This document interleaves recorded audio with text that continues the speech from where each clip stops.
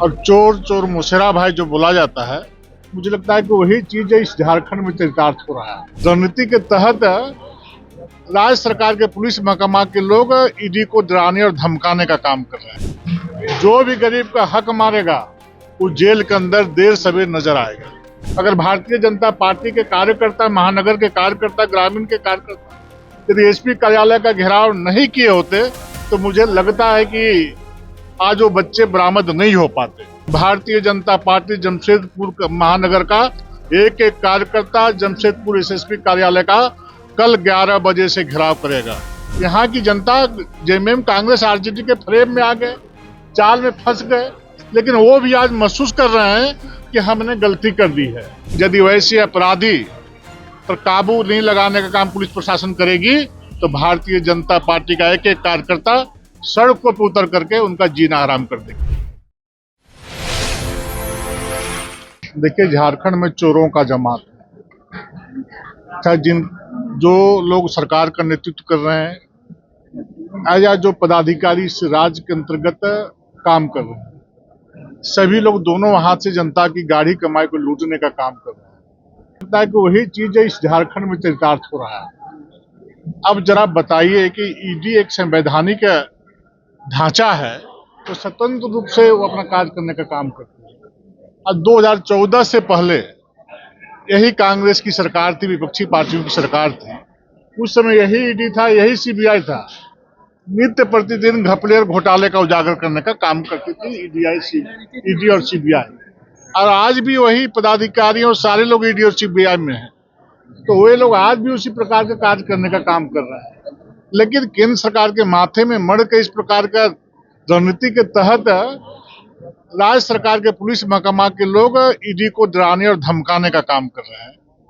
और high court ने भी जो आज न्याय दिया है वो निष्पक्ष रूप से होकर न्याय दिया है। कि सच को सच का तो हर कोई बोलेगा, लेकिन वो लोग चाहते हैं कि दबाव में ला करके हम ईडी को जो कार्रवाई कर रही है उससे हम उसको रोकने का काम करें। इतना भरोसा दिलाता हूं कि नरेंद्र मोदी जी की सरकार है। एक गरीब माँ बाप का बेटा प्रधानमंत्री बना है और जनता की गाढ़ी कमाई को लूटने का किसी को अधिकार इस देश में नहीं है। जो भी गरीब का हक मारेगा वो जेल के अंदर देर सवेर नजर आएगा। देखिए, बिल्कुल, चूंकि मैं इस प्रकार के कार्यक्रम में आता हूं तो मुझे अंदर से मतलब अच्छा तो नहीं लगता है कि चूंकि मैं खुद कार्य करता हूं और कार्यकर्ता मेरा सम्मान कर रहे हैं, लेकिन चलिए कार्यकर्ताओं की बातों को मानना पड़ता है। संगठन में यदि नहीं बात मानेंगे तो नाराज हो जाएंगे। लेकिन फिर आज इस कार्यक्रम में आया हूँ, स्वाभाविक रूप से मैं विभिन्न चैनलों के माध्यम से, समाचार पत्रों में मेरे बारे में लोगों ने छापा है।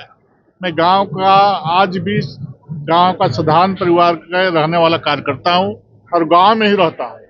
मेरा शहर में नहीं कि जमीन यानी एक कमरा है। मेरा अरगोड़ा में नानी घर है। मैं उस दिन भी बोला कि मैं बैलगाड़ी से माँ के साथ अरगोड़ा बस्ती आया करता था और इधर से नाना रिक्शा करते थे तो हम जाते थे घर। तो उस जीवन को भी देखा है हमने। आज ही भी कार्यकर्ता के रूप में मैं अपने गांव में, अपने बूथ में रहने का काम करता हूं। लेकिन इस राज्य में चलने वाली सरकार ने जो खौफ का माहौल, जो भ्रष्टाचार का माहौल जो बनाने का काम किया है, वो बहुत दुर्भाग्यपूर्ण स्थिति है। जिस सपने और सोच के साथ श्रद्धेय अटल बिहारी वाजपेयी जी ने इस राज्य का निर्माण करने का काम किया था, उनके सपने को चकनाचूर करने का काम किया जा रहा है। आप जरा बताइए, इस राज्य के एक धरोहर है आदरणीय कड़िया मुंडा जी, उनको लफंगे, लुच्चे, अपराधी फोन में धमकी देने का काम कर रहे हैं।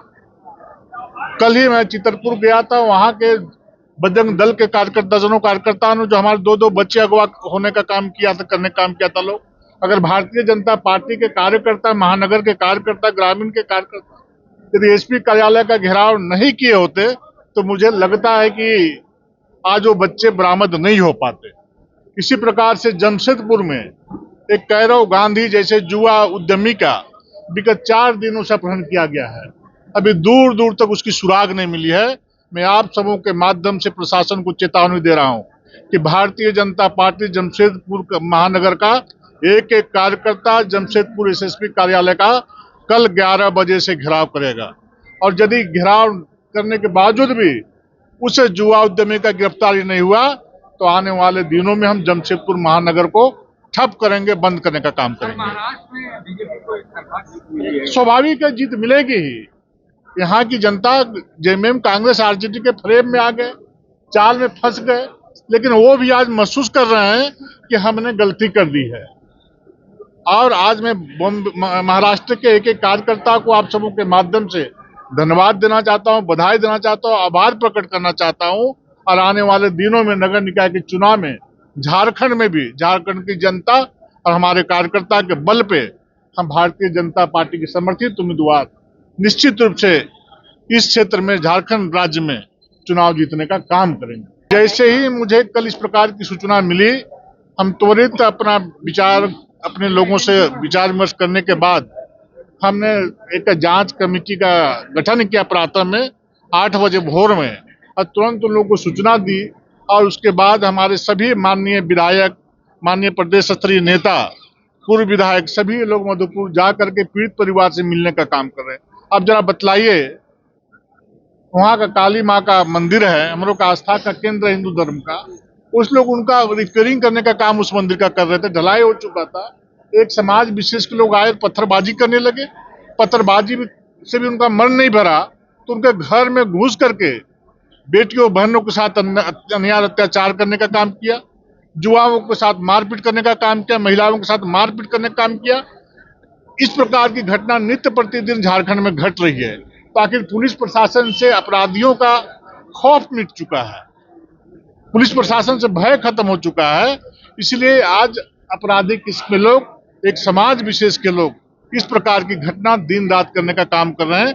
मैं आप समूह के माध्यम से फिर चेतावनी देना चाहता हूं, यदि वैसे अपराधी पर काबू नहीं लगाने का काम पुलिस प्रशासन करेगी तो भारतीय जनता पार्टी का एक एक कार्यकर्ता सड़कों पर उतर करके उनका जीना हराम कर देगा।